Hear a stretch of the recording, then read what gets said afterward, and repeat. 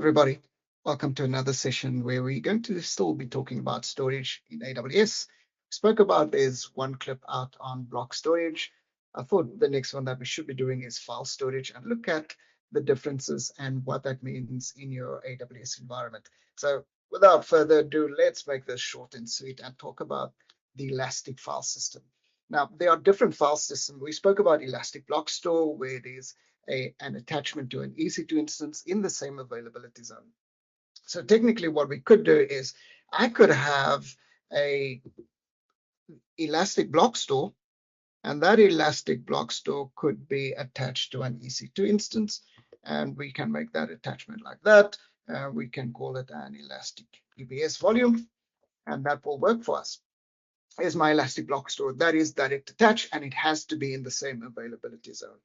What I could also do is maybe I'll just move this around slightly, where we could, for instance, have this moved over there. So I could maybe not want one, but I could potentially want two volumes.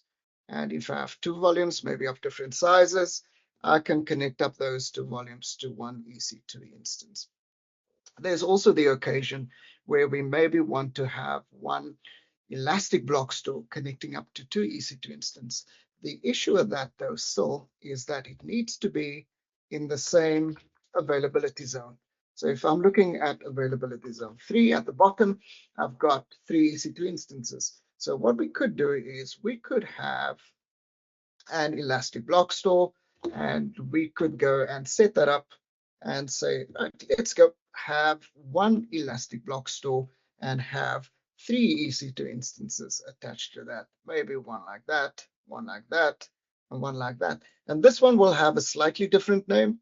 It will be called an EBS, but it is a multi-attached. So I'm going to just make that M-A, multi-attached Elastic Block Store volume. But again, it needs to be in the same availability zone as where I've got my other resources. But what happens if I maybe want one file and I want all these 5 EC2 instances to be able to reach that one file system? So maybe I have one over there. It's called this is the file that I have, and it's got some important tables in there, product file. And from this product file, I'll call that prod file. I've got all of these EC2 instances that needs to attach to it. Elastic Block Store can't do that for me because I need it to work across multiple availability zones. What can do it for me is another service that we have, and that service is our Elastic File System. So we can go create an Elastic File System. When I create it and I start it up, it has a file size of about 6 kilobytes in size, and it's really fast and easy to create this. Going to the console, you select the VPC that you want it in. So I have to select the VPC, and then I can create it. What it does in the background is it actually goes and then it sets up multiple, and I'll draw it out this way. It creates multiple mount targets on my availability zones. So it will create these mount targets on these availability zones, and those EC2 instances will be able to attach to these mount targets. And via those mount targets, this gets created for you as well, and also part of how it gets set up. They also give you the code, the script that you need to mount this up on your Linux instances, for instance. So from there, all of them is able to go and access this one file that I've got over there. Let's say it is that single version of the truth that I've got with those mount targets. Now, Elastic File System, there's a couple of things. There's actually a lot to the service. It is extremely performant. How performant is it? Happy that you asked. It is so performant that it can do, depending on the performance mode that you have. You've got general purpose, and you've got maximum input output performance modes as well. And in those performance nodes, so I'll go and I'll just label this out as performance. And in those performance, you have GP and you have max IOs. And for the max IO, you are sitting between those two. You are sitting between 90,000 to 250,000 input outputs per second based on also if the throughput mode is elastic throughput, which is recommended. You also get provisioned, and you also get bursting throughput. So let me go and put that throughput over there. And again, this is quite important. It speaks to the system itself and the power of it. You get elastic, which is the recommended. You get provisioned. Now, provisioned is if you know more or less what your read and writes will be. And then you also get your burstable, especially if you have those spiky workloads. And those spiky workloads you maybe want to use as well. So there's your three throughput modes that you have: elastic, provision, and bursting. Your performance is either general purpose or it is max IOs as well. So those are some of the basics. It uses the network NFS version 4. It uses that, which is your native file system, to go and transact over your network. Those mount targets are on your availability zones. You can have thousands of these compute devices connecting up to this Elastic file system, and it will work.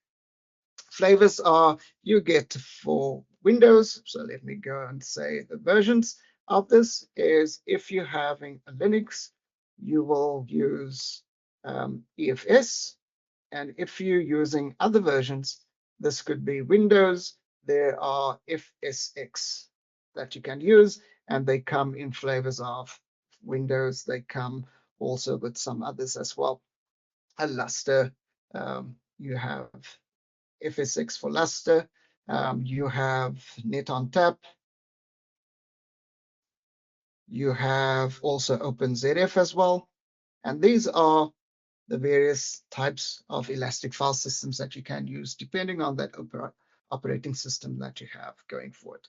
Now, also, if that is the versions that we have to deal with, there's also some quotas that I just want to chat with you about. And some of these quotas, you will realize what a powerful service this is. One of it is the number of file systems that you can use. Number of file systems that you can have is, let's call that file S, is 1,000. So you can have 1,000 of these file systems. The maximum read, is between, again, depending on what version you go with, between 3 and 30 gigabits per second.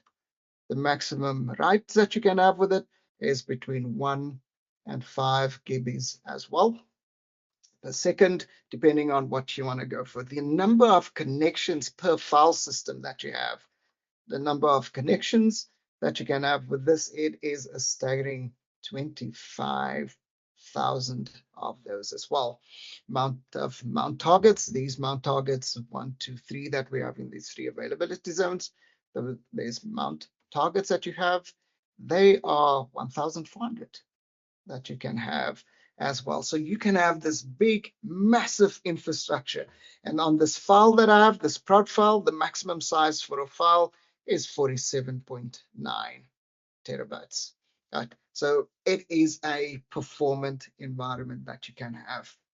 It also has classes, very similar to S3. It also has some storage classes, and those could be between standard, and then you also have standard frequently accessed, and then you also have infrequently accessed as well. And again, depending on what you need, you could have something like with standard, something like 250 microseconds. I need to write this out, microseconds. And then it could be tens of milliseconds for your infrequently access that you can have. So 250 microseconds up to maybe 2.7 milliseconds that you can have as far as your storage classes, standard frequently access, or the other infrequently access EFS that you have available for you as well.